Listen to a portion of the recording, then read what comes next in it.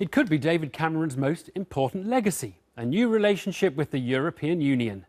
Referendum is coming, and some continental Europeans are getting decidedly nervous as to what kind of legacy it may be. I think there's a general recognition that Britain leaving would be a geopolitical catastrophe of the first order for the UK and for the European Union. We'll hear from former Italian Premier Mario Monti, among others, on how our new government might win friends and influence people in Brussels. Also tonight. You can see it on Simon Hughes' face. 32 years, the MP. What's it like to be dumped by the voters after 3 decades in Parliament? We'll ask Simon Hughes about that and the future of his party. And this. I've always wondered whether I'd ever get anywhere near 300. Today I've done it, tomorrow I could get maybe 4. We need to talk about Kevin Peterson, ostracised titan or preening ego. We'll ask Simon Hughes.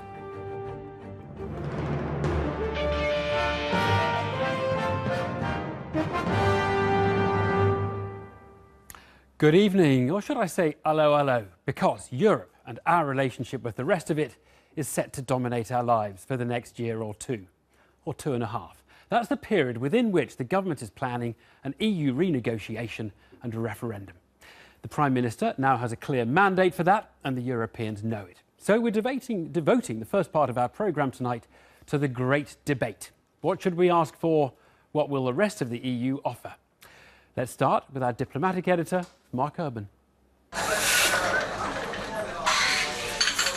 Every European nation has its Brussels watering holes.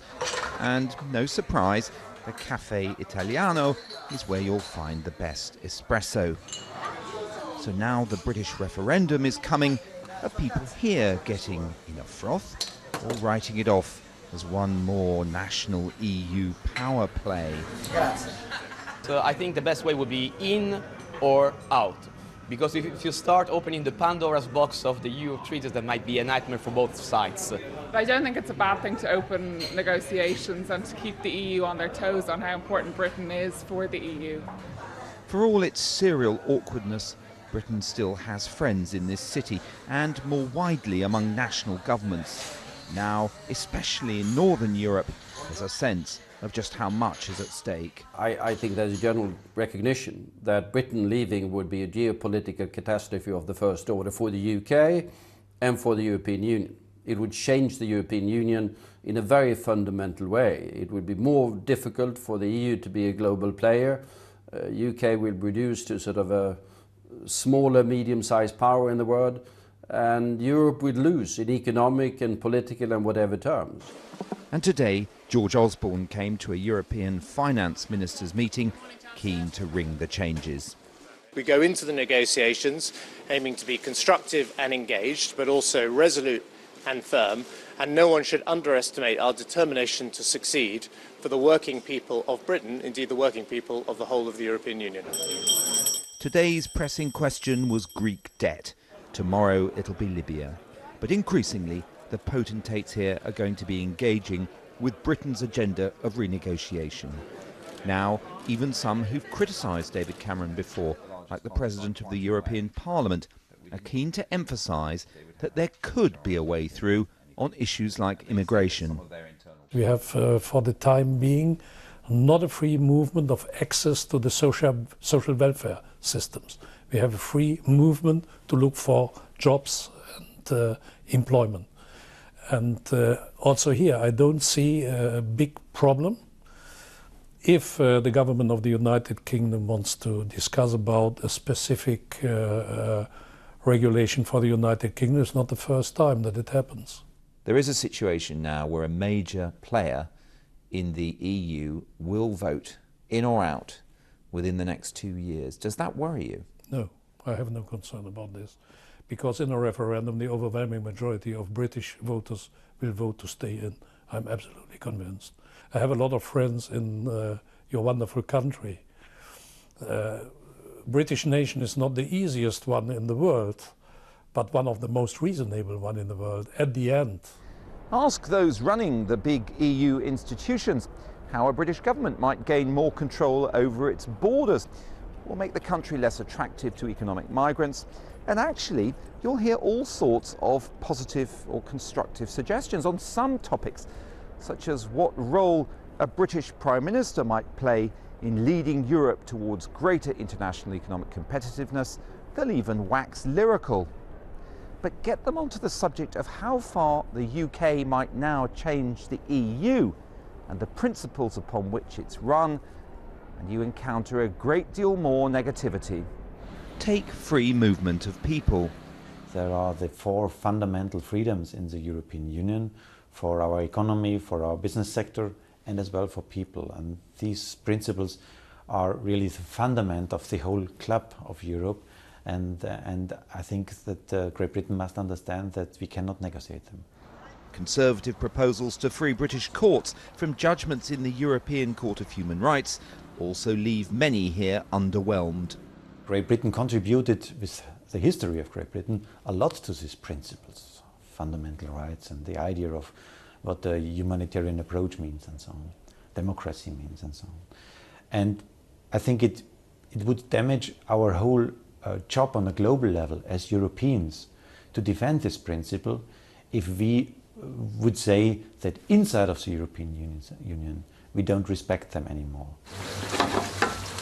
Maxburg is a favourite German dining establishment in Brussels. The EU's recipe for national awkwardness tends to be a slow, grinding process of compromise. That could mean catering to Mr. Cameron's tastes up to a point, but whether that's enough to satisfy his domestic critics is another question entirely. Mark Urban there in Brussels. Well, you heard Carl Bildt talk of Britain potentially leaving as a geopolitical catastrophe of the first order. That view is not unusual, and it explains why the Europeans are not going to tell David Cameron to get lost when he makes his bid for concessions. There is a desire to accommodate him if possible. So let's hear more on that. We're going to have a range of opinions tonight. For now, though, I just want to bring in John Barron, who's a Eurosceptic Conservative MP.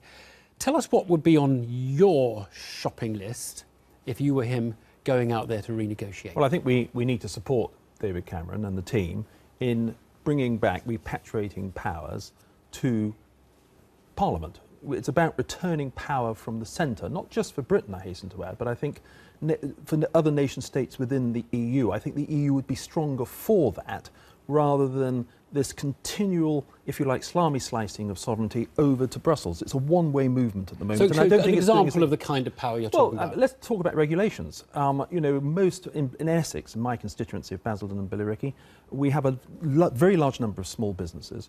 Most of their regulations are set by Europe, and yet most of those businesses, those small businesses, never trade with Europe. That's a situation that doesn't make a lot of sense to people locally, and it's those sort of grievances, those bread and butter grievances, that we need to really get a grip with. OK, well, let's hold that thought, because we'll get more from our other guests too, but we have a venerable player in the EU, the former Italian Prime Minister and former European Commissioner Mario Monti. He's on the line from Milan. Mr. Monti, how easy would it be for David Cameron to go and ask for what we've just heard one of his MPs suggest, more powers to national parliaments, not just for Britain, but for all national parliaments?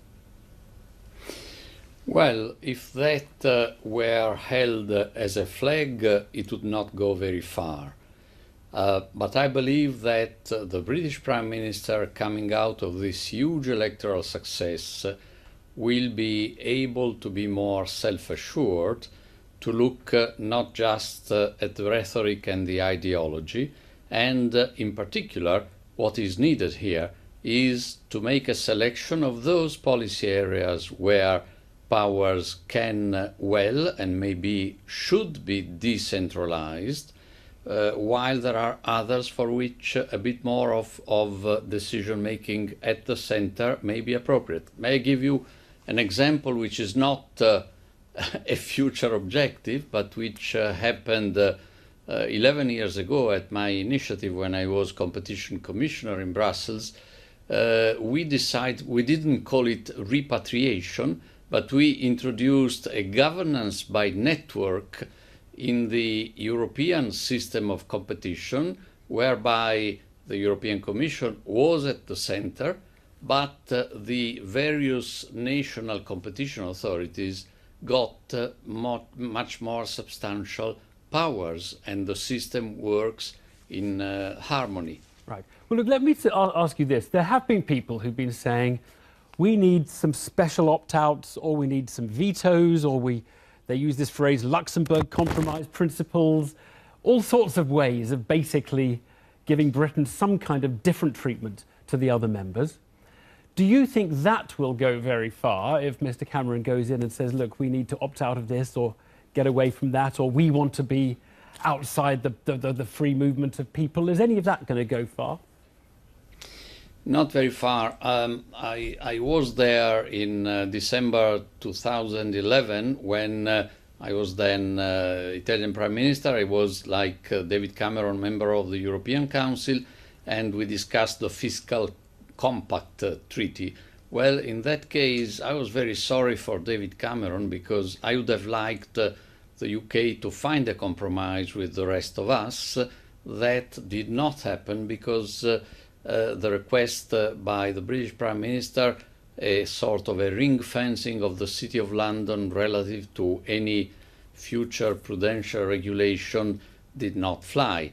But I see, and I am very much like-minded with David Cameron, George Osborne, and by the way, I worked very well with both.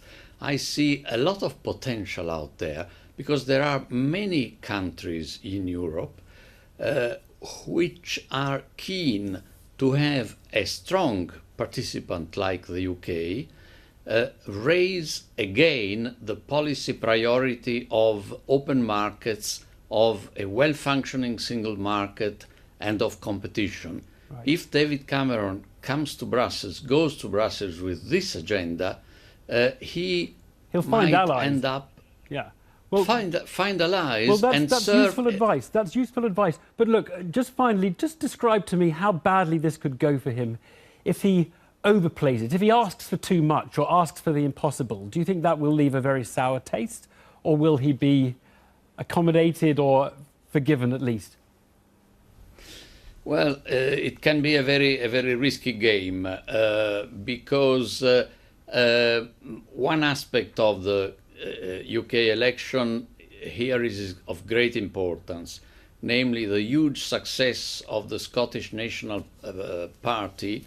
To me, means that now Mr. Cameron, who came out the great and unexpected victor, nevertheless faces a very stringent dilemma, because now basically he has to make a choice between better integration overall and a double disintegration. Why do I say this?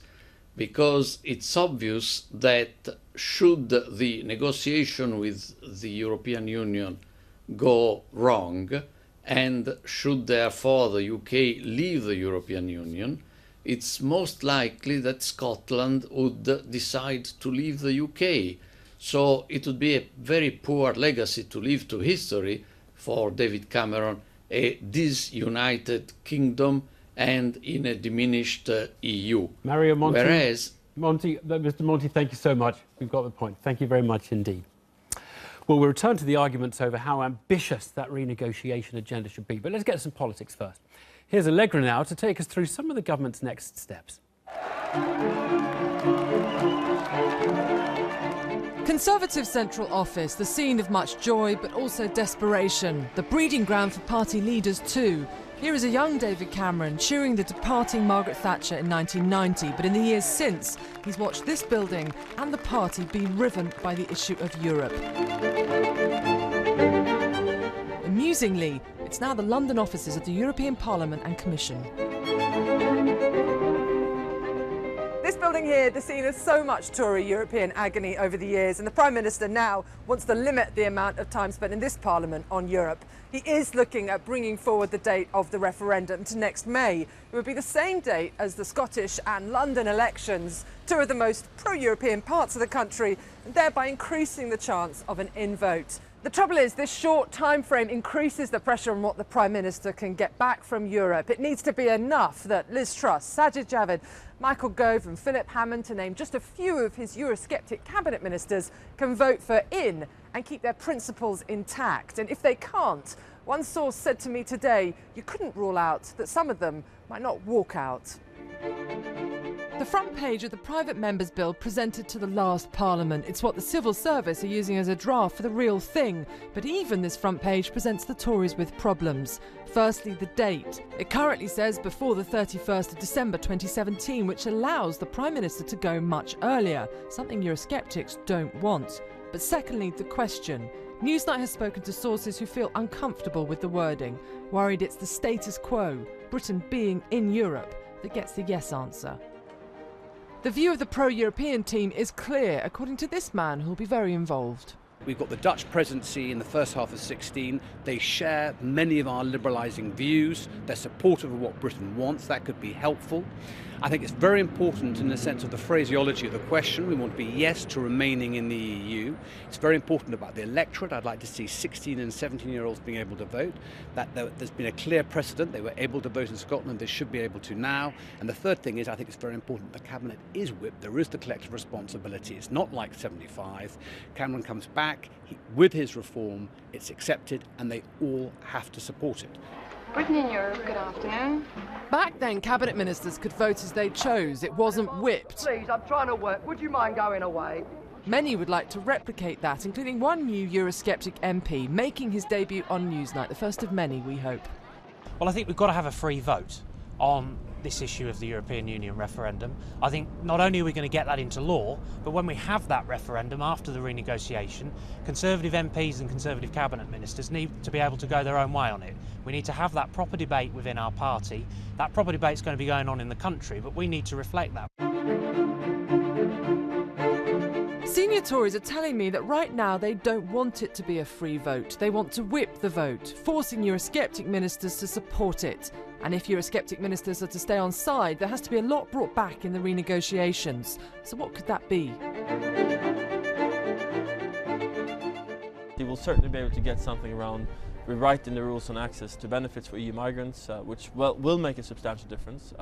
He will get something on strengthening the role of the UK Parliament, making sure in future that the Eurozone does not write the rules for Britain and other non-Eurozone countries. He may even get stuff around less EU spending and less wasteful EU spending here in the UK. So there are plenty of things that he can get: more single market liberalisation, make it easier for UK business to trade across borders. All these things are very much up for grabs. This isn't the major days all over again. The party may be as preoccupied over Europe, but this time they have a referendum. How many Conservative MPs end up voting out is the big question of the first half of this Parliament. Allegra Stratton there. Well, it does all come back to the renegotiation. What can Mr Cameron achieve? So far, he's maintained a constructive obfuscation over this in order not to create a stir in the run-up to the election. But now he has to come out into the open. And he's pulled in two directions, between a desire to pacify the more sceptical members of his party and a desire to demand only things that he can actually get. Well, John Barron represents the more sceptical side of the party, is still with me. Also here, two other perspectives. From business, one of the founders of Innocent Drinks, Richard Reed. And from Brussels, Ska Keller, the German Green MEP. I think we'll start with business. Richard, if you were in charge of the negotiations, how much would you be asking for from Brussels? Well, I've got a bias because I've found the EU to be fantastic for business. As a UK business exporting to Europe, we've done tremendously well, and that's benefited the UK economy. If it was up to me, I would say to our Prime Minister, go for the big upsides. It's primarily about trade. I want to see absolute focus, priorities on getting the free trade agreements in the biggest other trading blocks in the country. I want that top of the pile of things we think about. But I do say this as well. I'm a pretty relaxed guy, but one of the things I'm most disgusted about is that within Europe, you can still, if you're a multi-billion-dollar international company, mess around and trade in one company and pay a tiny amount of tax in another. We should be united across Europe saying we will not stand for that for any longer. Right. Now, on the trade stuff, it sounds like Mario Monti thinks you'll have no problem, if you're the chief negotiator, you'll have no problem selling that to a big portion of the EU. John, well, can I just say, I do agree. I mean, I think one of the main reason we joined the EEC as it was then is because we believed we were joining a free trade bloc. What's changed And what the EU has morphed into is one more a relationship based on politics. Right. And that is why we're saying, yes, let's have free trade. Let's really go for that. But let's claw back some of those political powers. I want to be clear, though, whether you're really agreeing, because you both agree on trade. Most British people seem to agree on trade. But now, Richard, are you saying you would also negotiate to get all the other stuff back, or would you just prefer that we didn't argue about the other stuff, because that's going to clearly be much harder to get the other Europeans to agree on? I guess I'm saying go for the positive stuff first. Long term, it's about wealth creation, it's about trade, it's about... I'm a big believer in the freedom of movement. You know, there's 2.1 million people from Europe have come to the UK, 2.1 million UK people have moved to Europe. It's been good for everyone. So, yes, maybe there's something we can do around making legislation and regulation slightly lighter touch for smaller businesses, but I have to say this. As a guy that set up a business from a market stall in the UK and now trades with 17 countries across Europe, we did not find legislation or regulation to be an issue. We just got on with building our business, and I've got the EU to thank for that. And you definitely want to stay in. I'm not trying to put words in your mouth. I am a massive fan of staying in. Right. And so he's not really agreeing with you, because you are going to get into a nasty negotiation with the Europeans, because you've got a much more ambitious agenda about pulling other stuff back. Evan, I, with respect, disagree. I think the Prime Minister's got a good track record of getting what he wants. You know, we got a cut in the EU budget, we vetoed a bad fiscal compact. We've got to support him in the renegotiation and see what comes of that. And at the end of the day, it doesn't have to be nasty at all. What we're arguing for is a bringing back of powers. You know, we've got to look at it more as a network rather than a block. You heard Mario Monti say that's not going to get very far, as the way you described it. It's a big rewrite. But we've got to try. Evan, we've got to try. The Prime Minister's had a good track record in achieving this, and at the end of the day, if we are not happy, if there are factions that are not happy, then we have that release valve of the referendum that we can then turn to the referendum, so it needn't be a cause of dissent within the party or even within the country. Let me bring Scar Keller in. Thanks so much for waiting patiently there for us, Scar. Look, what do you feel when you hear the British debating whether to have an ambitious renegotiation, bringing lots of powers back, or perhaps a more modest one? Well, I think it's certainly not a very European debate, because shouldn't we as Europeans all think together about how we can make the European Union a better one? And there I would like us not to forget that the European Union is not just a trade union, it's not just made for business, it's also made for the people, for the Europeans, and that is something we should not forget. And they benefit a lot from regulation, from common laws, from for example, consumer protection across border, from environmental protection across borders. And that is something we cannot go back on. We have a European Union. It's not just a free trade zone, it's a political union. And so if the British came to Brussels and said, look, we just want to be in the trade bits and still call ourselves members of the European Union, you would basically say that's just one step too far. Yes, absolutely. I mean, a free trade zone is one thing, but Britain has signed up for the European Union, which also commits to a political side. And I think it's a very good political side. And I think Brits have benefited a lot from that in the past. And we have, as EU, benefited from the UK being in. So I really don't see a need to split up. And if there is need for reform, I mean, I myself would say there's a lot of need for reform, certainly not in the same area as the Tories would prescribe for. But yes, let's make Europe a better place. Let's make Europe work better for its citizens, for the people living in Europe, absolutely. But you cannot say, oh, we want reforms, but we only want it in one part. That does not work. We're all working together in this. Does it annoy you when you hear the Brits getting demanding, so to speak, coming in with a shopping list of different things they want? Well, yes, absolutely. I think it's not the right way forward to say, oh, let's cherry pick and let's only take the bits that we like, but we still want to have, like, I don't know, benefits that come along with it, but nothing of the solidarity bits. It's a package deal. It comes together, and that has its very important reason. We believe that only together in the European Union can we face challenges of today that are indeed so big, like climate change, for example, like migration, that we have to face them all together. There is no sense in one partner alone moving forward. Scar, thank you very much. Look, John Barron, this is going to end as follows, isn't it? It's going to end with you not getting a renegotiation as ambitious as I think you really want, and you saying you'll vote against membership when the referendum comes. Isn't that the obvious way?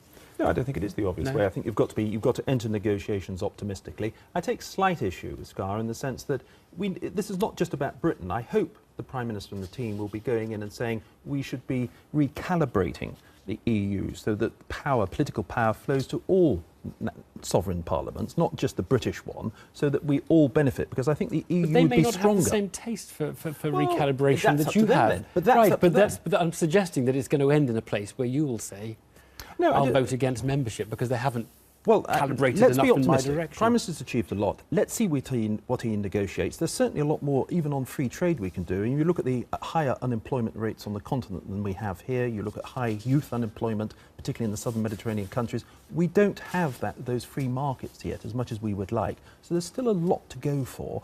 And at the end of the day, it needn't be a cause of dissension, because the Prime Minister does his best, brings it back to us. We all then make our own decision. John Barron, Scar, Richard, thanks all very much indeed.